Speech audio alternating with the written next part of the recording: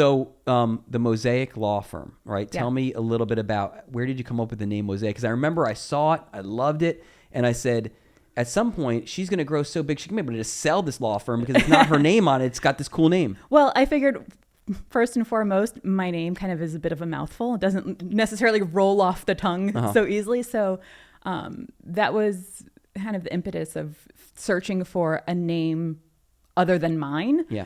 But I wanted a name that meant something. I didn't want just a random word or anything like that. And my search kind of led me to like quotes about immigration. And I stumbled upon a quote by Jimmy Carter that essentially says, we're not a melting pot. We're this beautiful mosaic of people, different backgrounds, different beliefs, different dreams. And so we all come together to form, our individual parts come together to form this collective picture without losing who we are as individuals.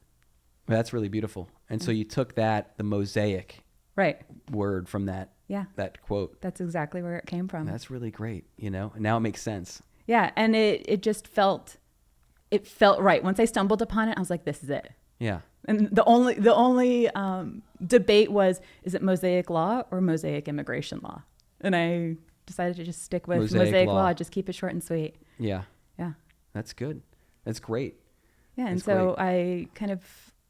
I think my brand identity, the bright colors and things like that is reflective of how I try to run my firm, of being not so modern that people can't function within it, but trying to be paperless, trying to do things in a modern world, because a lot of times, I'm not that stuffy mahogany desk type firm. That's just not who I am, and I wanted my firm to reflect that. And when you think about a mosaic, you don't think of dark and wood. Stuffy color, and like so with law books in the background. Yeah, and so I just wanted bright and fresh and hopeful. And I see that on like your Instagram. So how did you start your Instagram stuff and your social media? How did you get into that? I got into that because I like I talked about, I didn't start with really any clients, and so I spent whatever time I would be spending working on client matters, working on marketing. And I didn't have other clients to work on in the very beginning, so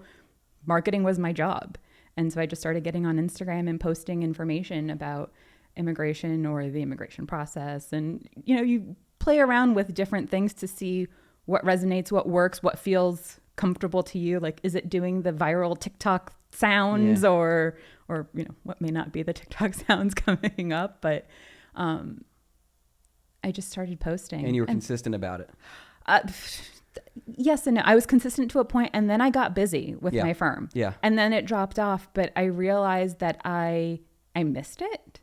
And I really enjoy connecting with people through immigration and kind of sharing what I know. And so a lot of my immigration or social media in terms of immigration isn't even, yes, it's geared towards getting clients because that's why we're here. Yeah. But it's also geared towards educating people about the immigration process. Sure. And letting them know, what's going on especially now when it's such a hot button issue. Yeah, definitely a hot topic. Just trying to explain like my perspectives on the recent law that, passed the House and is now in the Senate, and what it does and what my thoughts are on it, without trying to get too political or veering one side or the other. The nature of what I do tends to kind of skew a little bit one way. Oh, for sure. But trying to just impart information and let people, make their own decisions, but at least you have the information of like, these are the departments and agencies involved with immigration. This is the difference between applying for a green card from inside the United States versus outside the United States. Like the Sixth Amendment thing that we talked about, that it's, deportation proceedings are not criminal.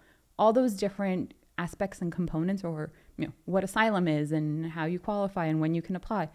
That's kind of my other goal with immigration that I didn't realize I would love as much when I started social media, that I've really developed over time. What are within your practice at Mosaic Law, like what are the cases that you handle, like primarily, like what are the ones you're working on? I'd say 75% is family-based and deportation defense. Okay. I'd say 50% is family-based, or non-immigrant visas. So we're doing marriage-based green cards for people who have been in abusive relationships with U.S. citizens, temporary protected status, asylum, the deportation defense. And then the other 25% of my practice is employment-based immigration. So H-1B visas, doing green cards based on employer sponsorship. Is it the employer that reaches out to you in some of those instances, or are you mainly being reached? Someone like there's an employee who wants to work at a company, they reach out. It's a mixed bag. Sometimes the employee will reach out first. Sometimes they don't have an employer, and I have to let them know there needs to be an employer who's willing to sponsor you. Got it. And sometimes they have an employer who has kind of tasked them with like, all right, get some background information, but I let them know that the employer is the one driving the process. The employer is going to be, at least for part of the process, the client. There has to be that employer sponsor in the employment-based visas and green cards.